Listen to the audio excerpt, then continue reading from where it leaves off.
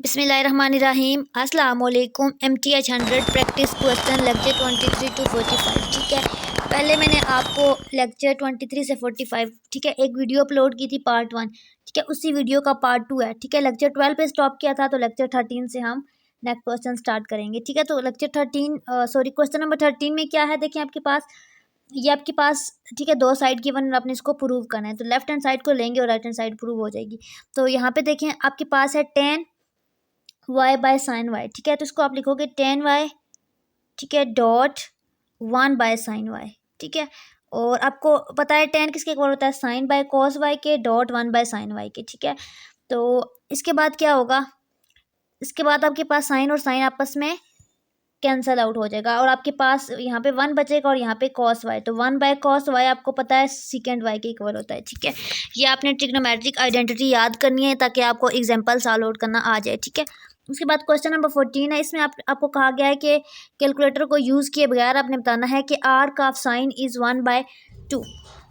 यानी कि इसका ये मतलब होता है आर्क ऑफ साइन का, यानी कि साइन की ऐसी कौन सी वैल्यू हम रखें, ठीक है थीटा की, ठीक है साइन थीटा की जगह पे कौन सी ऐसी वैल्यू रखें कि हमारे पास आंसर 1/√2 आए। तो आपको अगर आपको पता हो कि साइन का टेबल जो होता है, ठीक है साइन कॉस का टेबल जो होता है थीटा की वैल्यू जिसमें होती है, अगर तो वो आपको मैंने शायद लेक्चर में ड्रा करना सिखाया होगा। ठीक है, नहीं भी तो आपको गूगल से मिल जाएगा।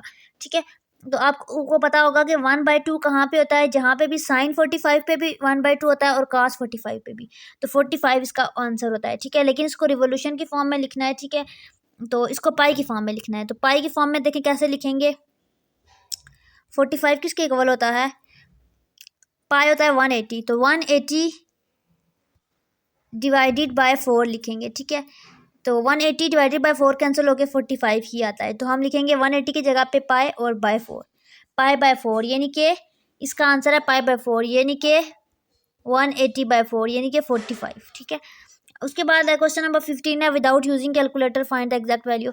तो इसको देखें आपने कैसे सॉल्व आउट करना है, इसका रटा नहीं आपने लगाना, कॉस की वैल्यू आपने रखनी होती है, इसमें आपके पास cos 210 होता है। अब इसको अगर आप कैलकुलेटर में करते हो 210 cos, तो आपके पास आंसर आ जाता है, लेकिन कह रहे हैं कि कैलकुलेटर को यूज़ नहीं करना, तो इसका मतलब है कि आपने फार्मूला को यूज़ करना है। तो आपने सम और डिफरेंस फार्मूला पढ़ा था ना, cos a minus b cos a plus b. ठीक है, तो यही वही फार्मूला यूज़ होगा। अब आपकी मर्जी है कि आप कौन सा ठीक है यूज़ करते हो। आप यहाँ पे देखिए मेरे पास क्या है cos 210।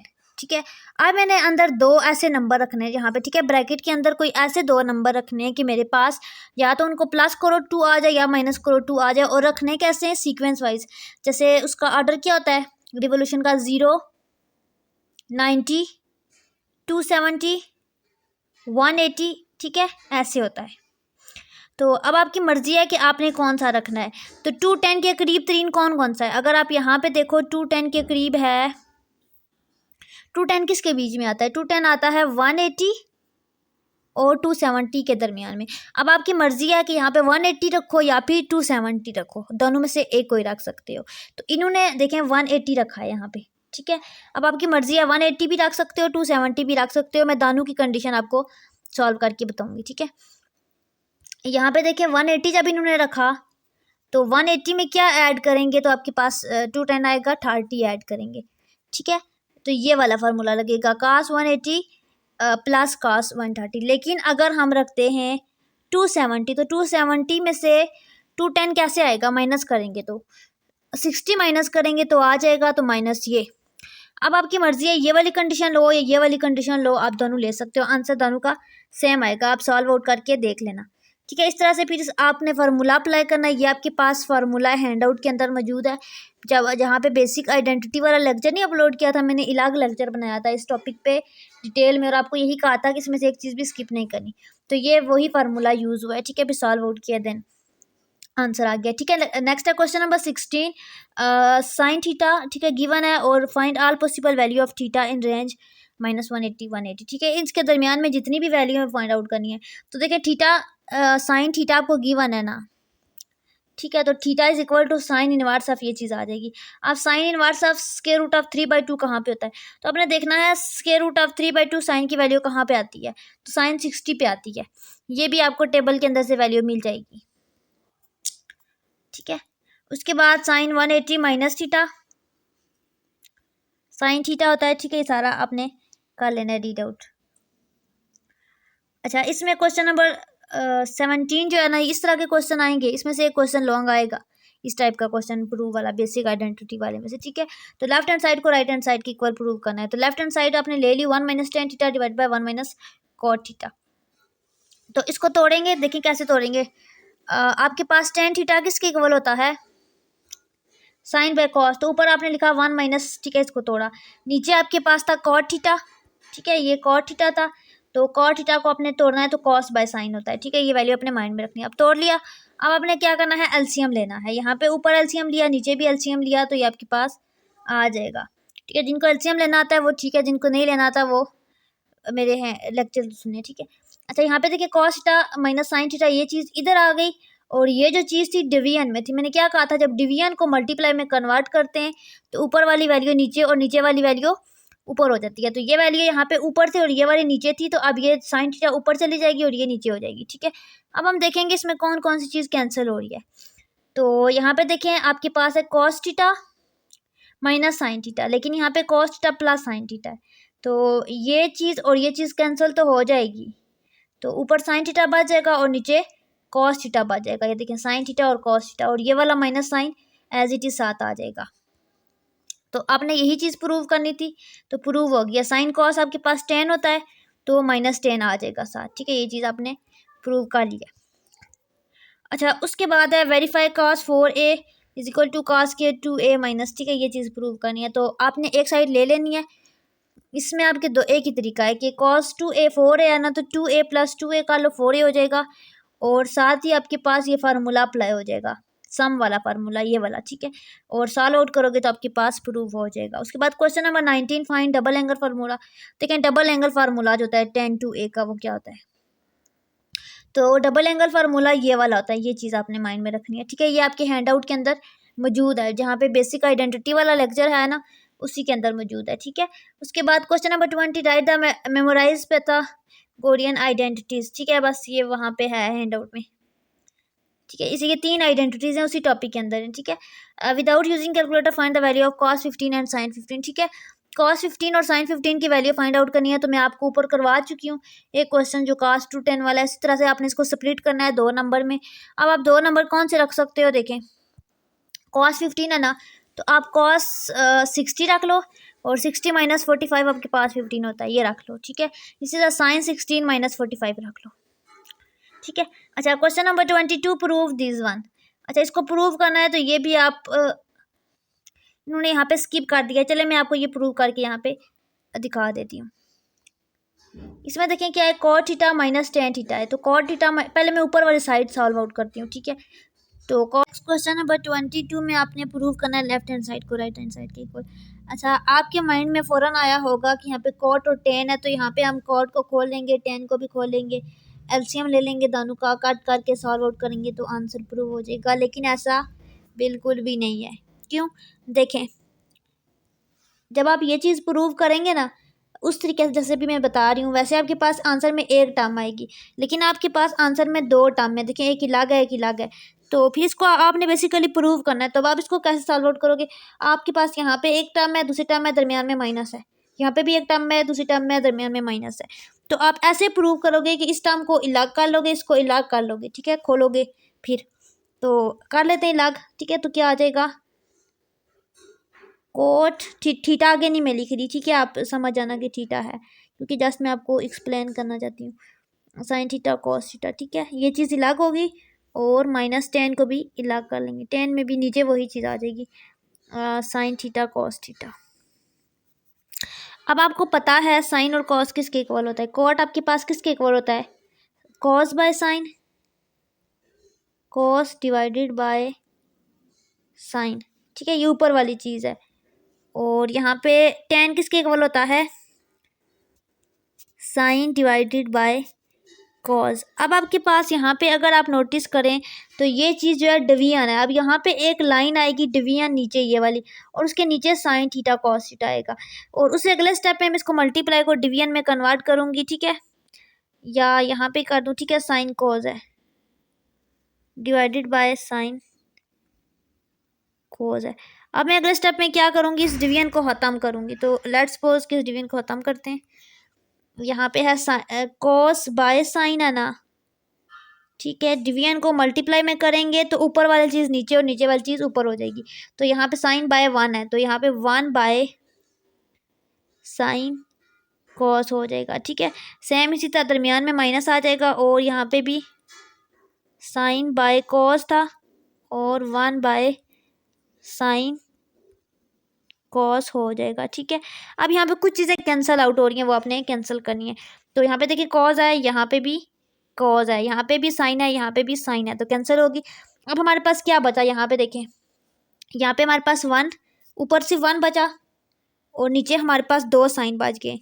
तो 1 बाय साइन स्क्वायर बच गया माइनस 1 बाय यहाँ पे कॉस और कॉस 2 कॉस बच गए, ठीक है। कॉस स्क्वायर बच गया, ठीक है। अब आपको पता है जो साइन 1 बाय साइन किसके इक्वल होता है, कोसिकेंड के, ठीक है। लेकिन यहाँ पे स्क्वायर है तो कोसिकेंड का स्क्वायर आ जाएगा और माइनस 1 बाय कॉस आपके पास होता है साइन के इक्वल, सीकेंड के इक्वल, तो सीकेंड का स्क्वायर आ जाएगा, कोसिकेंड माइनस सीकेंड का स्क्वायर। और आपने यही चीज़ ये देखें प्रूव कर लिया है। अच्छा, next question number 23, if the first and fourth term of arithmetic progression is the first 2 term of geometric progression, ठीक है। कह रहे हैं कि अगर हमारे पास ज्योमेट्रिक प्रोग्रेशन की जो पहली टर्म है वो, ठीक है, ए हो, ठीक है, ये देखें। अच्छा, if the first and fourth term of arithmetic progression is the first 2 term of geometric progression, ठीक है। कह रहे हैं कि अर्थमेटिक की जो पहली टर्म है और जो चौथी टर्म है, ठीक है, पहली और चौथी जो इसकी है ना वो इसकी पहली है और ज्योमेट्री की दूसरी है, ठीक है। और फाइंड द रेशो, यानी कि रेशो किस में फाइंड करते हैं, ज्योमेट्रिक में, यानी कि हमने ज्योमेट्रिक पे फोकस रखना है। तो क्या कह रहे हैं, ये लेट करते हैं कि पहली टर्म ए है, ठीक है, और दूसरी आपको नहीं गिवन, ठीक है। तो यहाँ पे देखिए ज्योमेट्रिक सीरीज लिखते हैं क्योंकि ज्योमेट्रिक सीक्वेंस लिखते हैं क्योंकि रेशो ज्योमेट्री में फाइंड करते हैं। तो पहली ए है, ठीक है, और दूसरी आपको कह रहे हैं कि जो ज्योमेट्री की दूसरी है ना वो अर्थमेटिक की चौथी है, ठीक है। यानी कि अर्थमेटिक की ए जो 4 है ना वो यहाँ पे है, तो अर्थमेटिक का फार्मूला होता है A1 + n-1d, ठीक है। ये तो A4 फाइंड आउट कर रहे हैं तो A1 ए ही रहेगी, n हमारे पास 4 होगा तो 4 - 1 हो जाएगा 3 और d हमारे पास गिवन है 4/3a, ठीक है। तो ये 3 और 3 कैंसिल हो जाएगा और आपके पास A4 क्या आ जाएगा, A4 = a + 4a that is equal to 5a, ठीक है। तो चौथी टर्म क्या है, जो अर्थमेटिक की चौथी टर्म है यानी कि 5 है वो ज्योमेट्री की दूसरी टर्म है। समझ आ गया बात की। अब अपने रेशो फाइंड आउट करनी है और आपको पता है रेशो किसकी इक्वल होती है, second term minus first divide by first term, second है 5a डिवाइडेड बाय a, इसको कैंसिल करोगे तो आपके पास आंसर 5 आ जाएगा, ठीक है। तो इसका आंसर 5 है। इन्होंने सॉल्व आउट नहीं किया, आपने ऐसे करना है। तो इसमें cos थीटा आपको 1/2 गिवन है, find out possible value of theta in the range 0 से 360। तो ये आप ऊपर क्वेश्चन कर चुके हो, सेम एज इट इज होगा। अच्छा, if the second and first quadrant of arithmetic progression is 2s and 3/2s respectively, then find the 20th term. देखिए ये कितना आसान है, क्या फाइंड करनी है, 20। अच्छा, इसका फार्मूला आता है a जो भी फाइंड करनी है an, तो a20 फाइंड करनी है तो a20 is equal to a1 plus n-1, तो n20 है तो 20 - 1 19 .d। अब मसला क्या है ना, हमारे पास d नहीं है। अब a हमारे पास 2s है, यहाँ पे बताया गया कि a क्या है 2s है, तो यहाँ पे इसको हम यहाँ पे रिमूव करते हैं, ठीक है, और यहाँ पे हम लिख लेते हैं 2s। अब कॉम्प्लिकेशन हमारे पास क्या है कि हमारे पास d नहीं है, तो d किसके इक्वल होता है, second term minus first term, तो सेकंड है 3/2 -2, तो 3 - 4/2 एलसीएम लेंगे तो -1/2 d आ जाएगा, ठीक है। अब इस -1/2 को हम यहाँ पे d की जगह पुट कर लेते हैं, ठीक है। तो इसको हम यहाँ पे -1/2 करेंगे तो हमारे पास आ जाएगा 2x, सॉरी ये s है, 2s प्लस यहाँ पे भी s आता है 19 और -1/2s, ठीक है, that is equal to 2s - 19/2। अब एलसीएम ले लेते हैं इसका, तो आपके पास आ जाएगा 4s - 19s divided by 2 that is equal to -15s divided by 2। इसका आंसर है -15s डिवाइडेड बाई 2, ठीक है, A20 का। इसी तरह आपने करना है find the first 2 term in the expansion of this in ascending power, ठीक है। एक्सपेंशन वाला क्वेश्चन है, बायनोमियल थ्योरम की मेथड से करना है। ये बहुत लेंथी हो जाएगा, इसको मैं एक्सप्लेन नहीं कर रही क्योंकि लेक्चर में मैंने डीपली एक्सप्लेन किया है इसकी एग्जांपल को, ठीक है। अच्छा देखें, सबसे पहले तो इक्वेशन ऑफ सर्कल आपने फाइंड करनी है, आपको सेंटर गिवन है। सबसे इक्वेशन क्या होती है सर्कल की, x - h का whole square plus y - k का होल स्क्वायर और r का स्क्वायर, ठीक है। अब यहाँ पे अगर आप गौर से देखें तो x - h आपके पास ये होता है 4 का स्क्वायर प्लस y - 4 का square is equal to r का स्क्वायर, तो r का स्क्वायर आपके पास 4 का स्क्वायर आएगा। अब आप सोच रहे होंगे r कहाँ से आया, तो यहाँ पे देखें, इसको ड्रा करके मैं आपको बताता हूँ। ये है आपके पास एक्स वाई प्लेन, ठीक है। अब आपके पास सर्कल क्या है 4 है, ठीक है। उसका सेंटर ये एक सर्कल है जो टच कर रहा है ओरिजिन पे, लेट्स सपोज कि वो यहाँ पे इस पॉइंट पे ओरिजिन पे ये टच कर रहा है, यहाँ पे, ठीक है।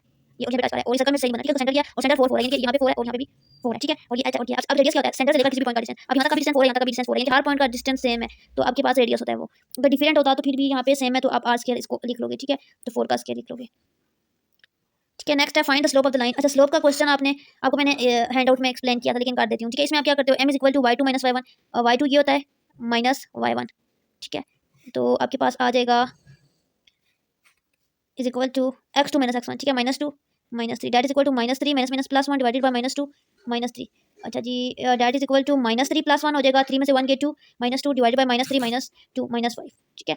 और ये कैंसिल हो जाएगा, तो 2/5 आपके पास स्लोप आ जाएगा, ठीक है। इस तरह से आपने फाइंड आउट करना है। नेक्स्ट क्वेश्चन नंबर 29 है, तो इसमें भी आपने स्लोप ऑफ लाइन निकालना है। तो मैंने क्या कहा था, जब भी एक इक्वेशन गिवन हो उसका स्लोप निकालना हो तो कैसे निकालते हैं, y is equal to mx plus c करते हैं, और आपके पास ये जो होता है m, ये आपके पास स्लोप होता है। तो लेट्स सपोज करते हैं कि हमारे पास 2x प्लस -4y है ना क्वेश्चन, तो यहाँ से y को इलाका कर लेते हैं, ठीक है।